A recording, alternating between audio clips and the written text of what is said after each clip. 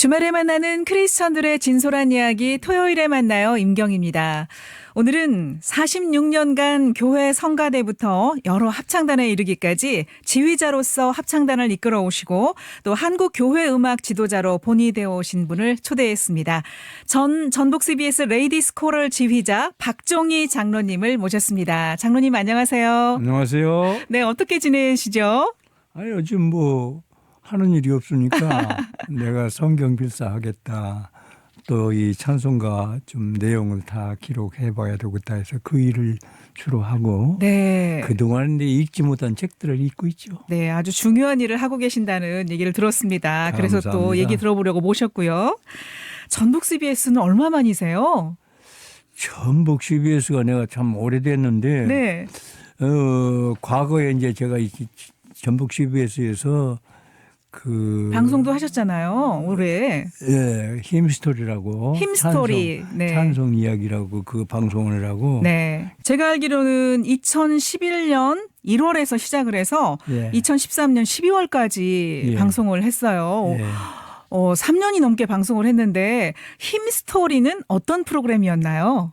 힘스토리는 찬송에 관한 모든 내용들을 찬송을 통해서 찬송을 들려주면서 했고 그다음에 이제 명성가 합창단이 연주한 그 합창곡을 또 이야기하면서 내용을 전달하는 그런 프로그램이 있습니다. 네, 찬송에 대한 그런 그 해설을 좀 곁들여서 찬송가도 듣고 했던 프로그램으로 기억하고 있습니다. 네.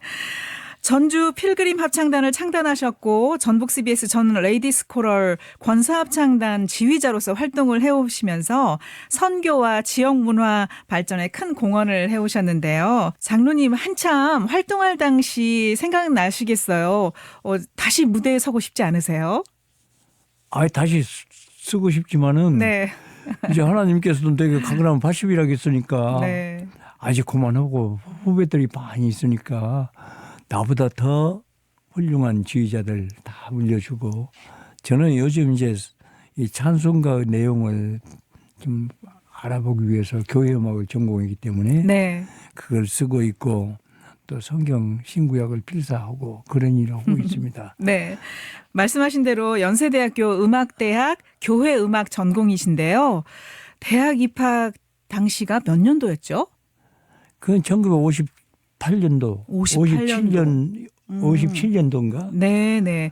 그 즈음에 교회 음악이라고 하면은 전공자들이 거의 초창기이지 않았어요? 아니, 전국적으로 교회 음악과가 있지를 않아요.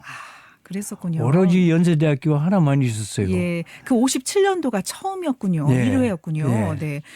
교회 음악이란 단어에서 우리가 그 교회 음악을 공부하는 곳이라는 거는 알겠는데요.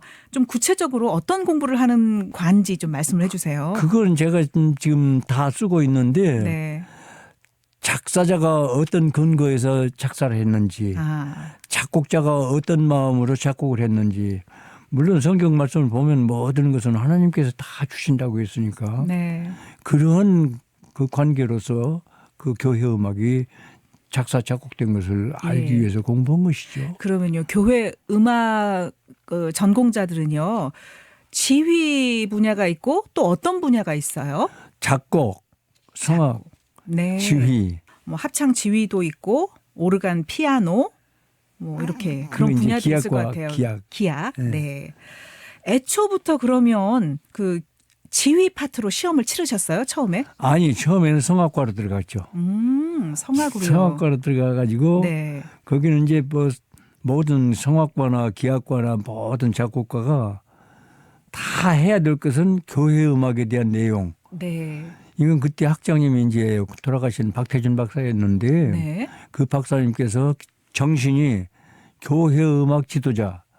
그 음악 지도자를 길러내는 그런 목적으로 했기 때문에 모든 과에서 다 교회 음악을 그 이론적으로 배웠죠. 그렇군요.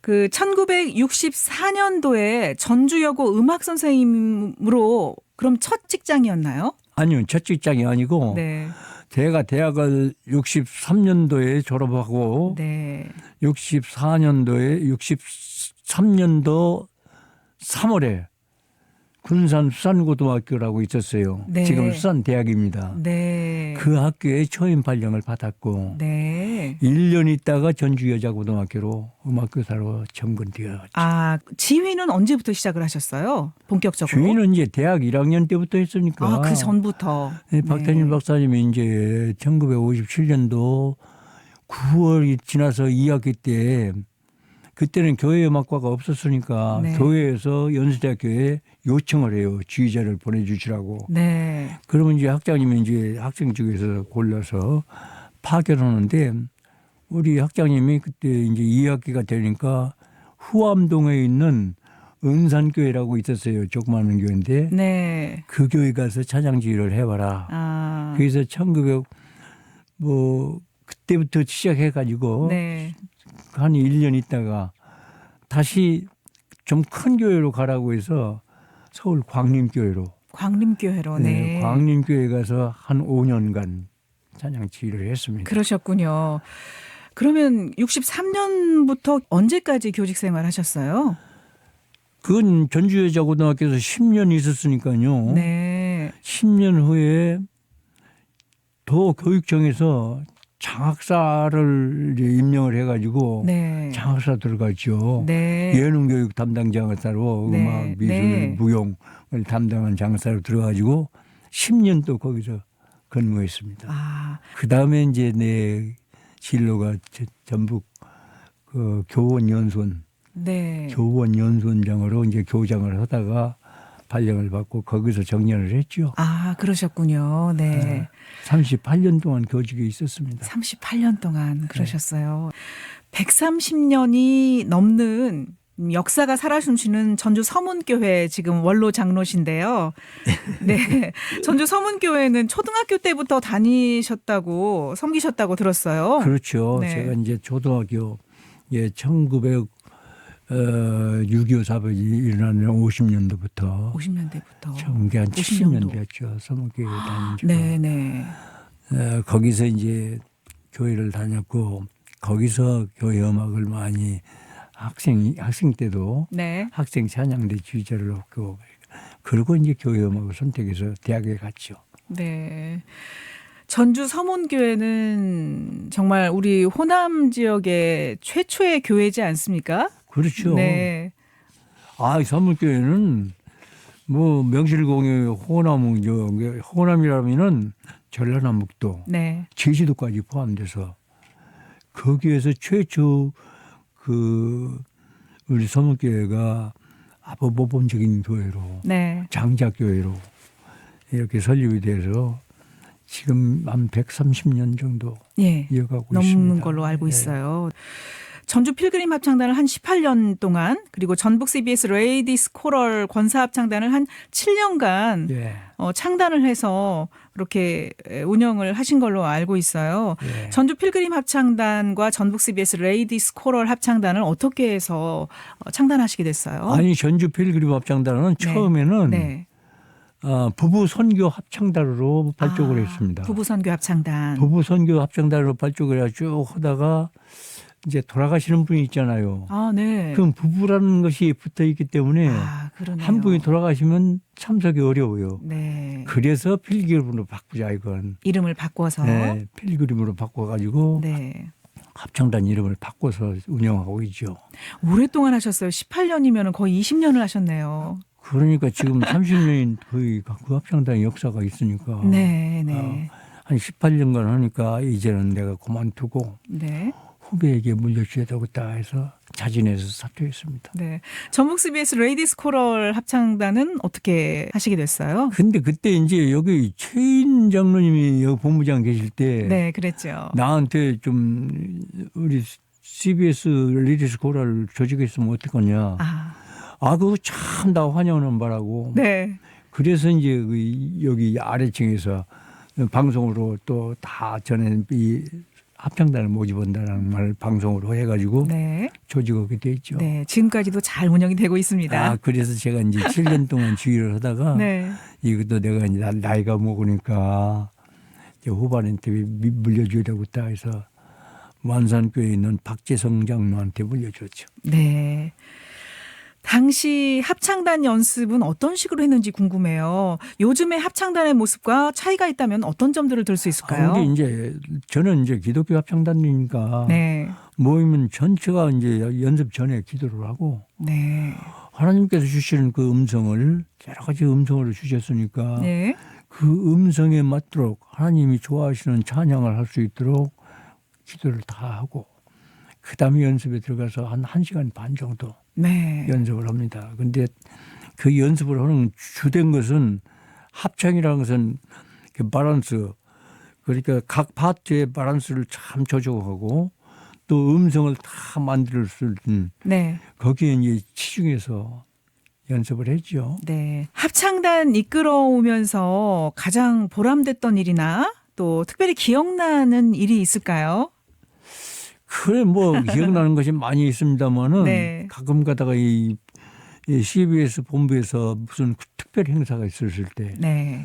그럴 때 이제 같이 출연도 하고 또 매달 그 교회를 선정해서 네. 순회 찬양을 했고 네. 그런 점이 참 은혜로웠죠. 네. 순회 합창을 그리고 하셨던. 이제 전국 합창제에도 우리가 초청을 받아서 가서 연주를 했고 네. 그런 것이 참 감사한 일이죠. 예.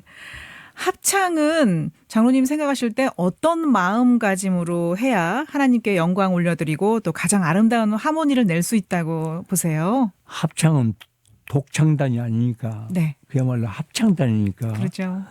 여성 합창은 3파트 소프라노, 메조소프라노, 알토 3파트고 네. 혼성 합창단은 4파트죠. 네. 소프라노, 알토, 테너, 베이스 4파트니까 나는 참 그 합창을 할 때 참 놀라운 사실은 하나님께서 이렇게 사람을 다 목소리를 다 갈라놓았거든요. 네. 높은 소리, 낮은 소리, 중간 소리. 네.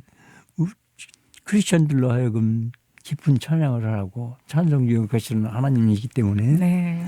찬양을 하라고 해서 음성을 갈라놓았구나 그런 생각으로 여기는 독창단이 아니다.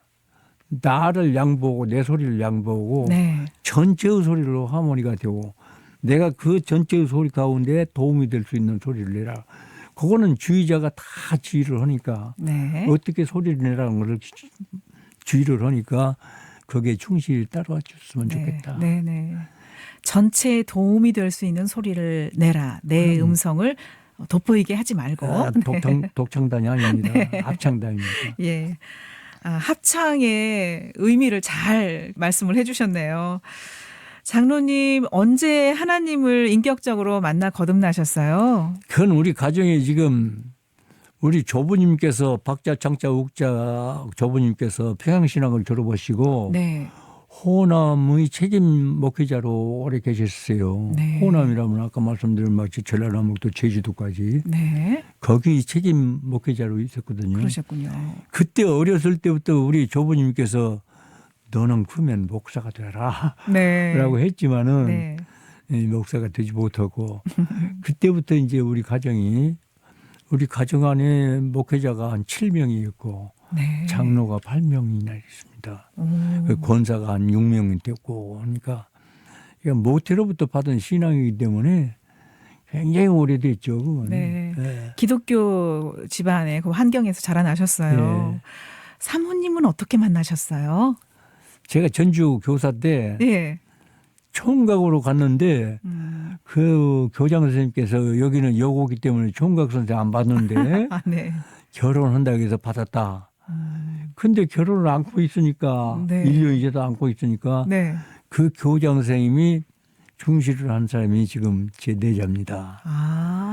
한번 만나보라고 해서 만나니까 그 전에 내가 한번 만난 적이 있어요. 전라예술제 때 네. 독창을 하라고 갔더니 악보를 가지고 갔더니 네. 반주자가 누구냐면은 전주 교대를 제 내자가 교대를 나왔거든요. 네. 전주 교육대학 학생이라고 그래요. 그래 나는 교육대학 학생이 무슨 반주를 하겠냐 했더니 악보를 딱 주니까 초견으로 치더라고요. 네. 그래서 그때 이제 반하셨군요. 반주를 했던 만났고 네. 그 교장 선생님이 소개를 한 여자가 바로 그 여자였어요. 아. 그 하나님께서 다 다 인연을 이렇게 만들어주셨던 거예요. 처음에는 소개받을 분인지 몰랐는데. 몰랐죠. 네. 그 만나보니까 옛날에 반주했던 그 여자에서 네. 한 2년간 연애를 했죠. 교제하시다가. 네. 그래서 이제 결혼을 결국 했죠. 정말 이렇게 하나님이 맞춰주셔서 인도해 주셨네요. 네. 슬하에 그럼 자녀분은 몇을 두고 계신가요? 셋이 있는데요. 네. 1남 2녀입니다. 네. 큰 딸아이가 지금 미국에서 음악대학의 기악과 과장으로 있고, 그 사위가 이제 미국에서 음악대학 학장으로 있고, 네. 한국아인데, 그리고 이제 둘째 딸이 이제 여기 수원에서 피아노 학원을 피아노를 배웠기 때문에 제 내제가 피아노 전공이기 때문에 내가 다 자녀들 피아노를 가르쳐서 수원에서 지금 피아노 학원을 하고 있고, 우리 남자아이는 지 누나가 미국에서 공부를 할 때 외로우니까 너도 미국으로 와라.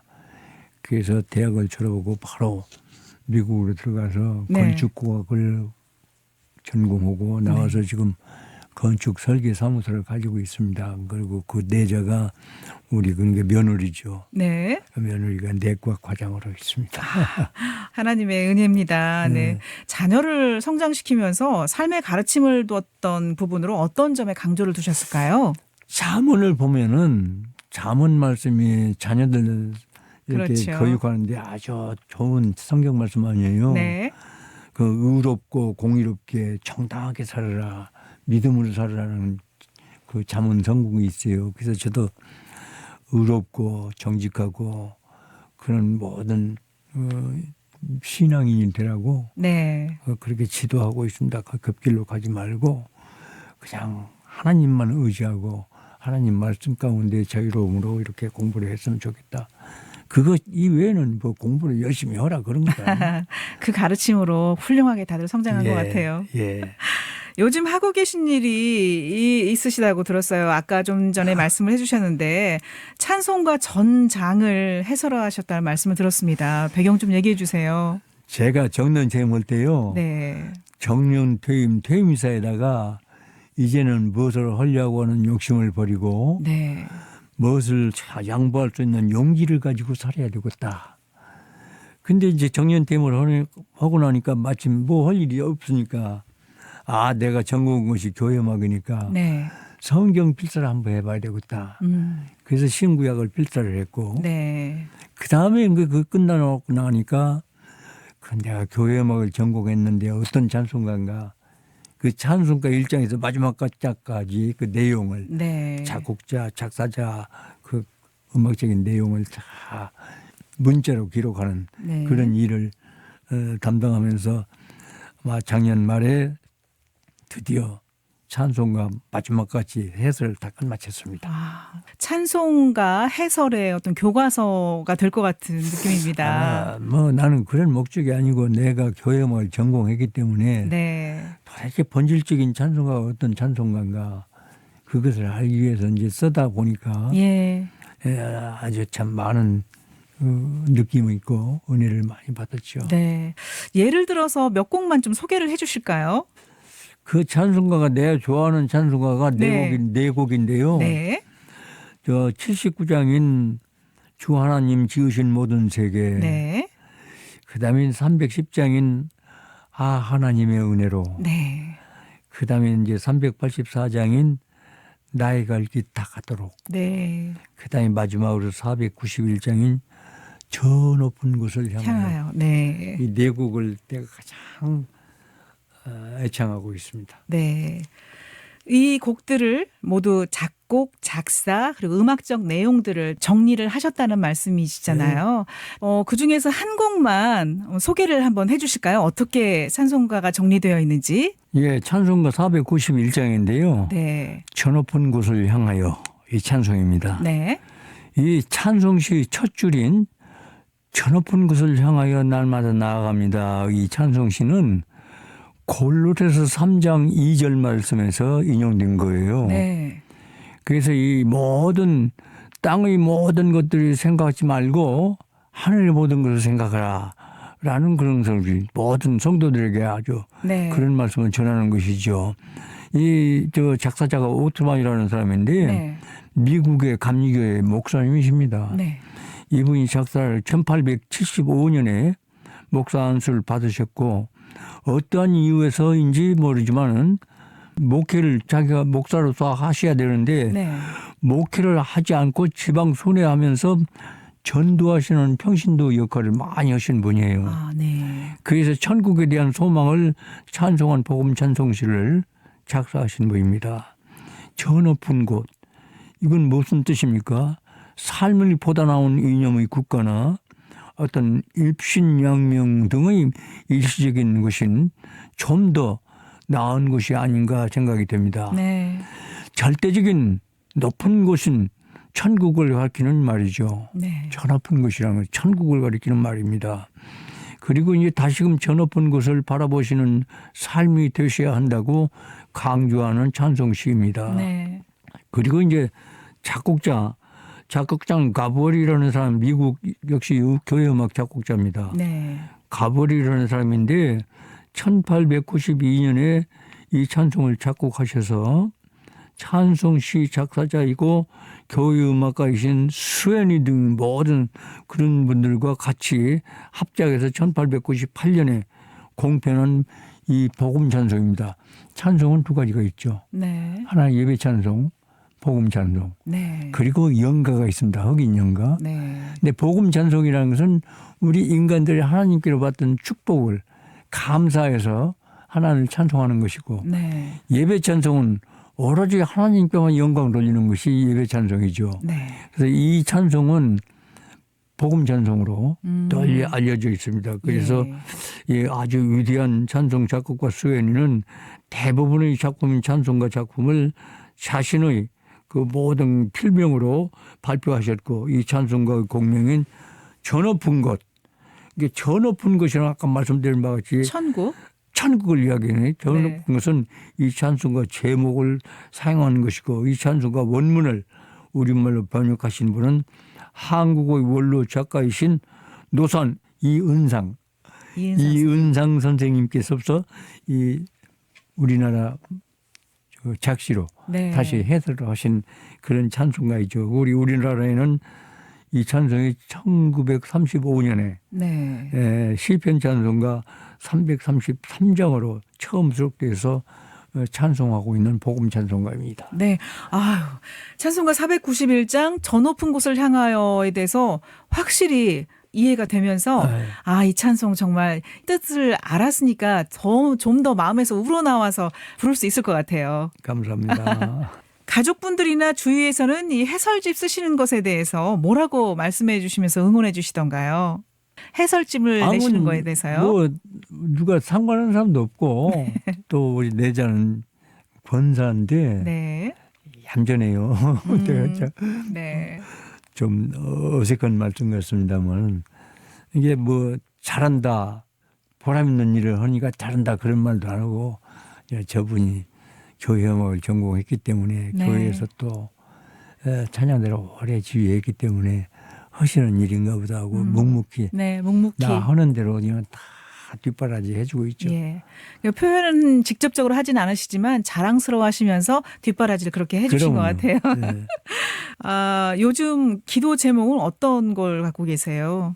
요즘 기도 제목은 내가 지은 죄를 너무나 많기 때문에 하나님께서 하루에 7번에 이런 번씩도 용서하신다고 하셨으니까 하나님 내가 지은 죄를 용서를 꼭 받기를 원합니다. 용서를 지은 죄가 너무 많아요. 내가 나이가 70이 되니까 철이 좀 들어가지고 기독교인은 이런 죄를 짓지 말아야 되겠구나라는 생각도 들고 해서 요즘 죄사함 받기 위해서 기도를 열심히 하고 있습니다. 네, 많이 본받겠습니다. 그런 마음. 욕심을 부렸고 참 남을 시기도 해봤고 또 물질을 사랑도 해봤고 그것이 다 죄더라고. 인간의 죄성이 있는 마음이에요. 다. 모두가 그럴 것 같아요.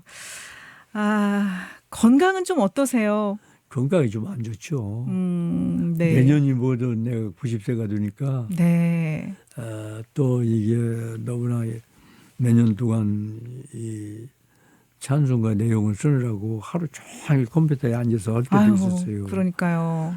그걸 좀 무리가 되어가지고 건강이 좀 안 좋습니다. 네. 교회도 딱 대예배만 참석하고 건강이 안 좋으니까. 네. 기도하겠습니다. 감사합니다. 네. 가족분들에게 좀 한 말씀, 권사님께도 아내분께도 한 말씀 한번 해주실까요? 근데 이제 우리 가족들에게 자족들에게 감히 크게 말씀을 드릴 수가 없고 내가 너무나 허물이 많고 죄가 많기 때문에 또 충원이라고 말씀드릴 수도 없는 것이지만은 남은 여생을 네. 오로지 기쁜 신앙과 건강함으로 하나님 진리 안에서 모두가 행복함과 건강함과 평강을 누리시기를 바란다고 가족들에게 늘 이야기하죠. 네. 방송 들으시는 네. 여러분께도 끝으로 한 말씀 해주시죠. 아이고, 내가 찬송국은 앞에서 말씀드린 내곡의 찬송이지만은 모든 청취자들께 내가 어떻게 감히 무슨 말씀을 드리겠어요. 그저 우리가 하나님 모시고 이 세상에 가장 통치자이신 하나님께서 하시지 못할 일이 없으니까 네. 하나님 의지하고 믿음으로 살아서 자기가 희망하는 모든 일들이 다 성취가 될 수 있도록 은혜 받고 네. 갈 수 있도록 노력하자고 그런 이야기했죠. 네, 감사합니다. 기도하고 계시는 그런 제목들 잘 이루시길 바라겠고요. 책도 잘 출간하셔서 모든 사람들이 찬송 해설의 본으로 삼는 그런 책이 나오기를 기대하겠습니다. 감사합니다. 네, 건강하십시오. 고맙습니다. 감사합니다.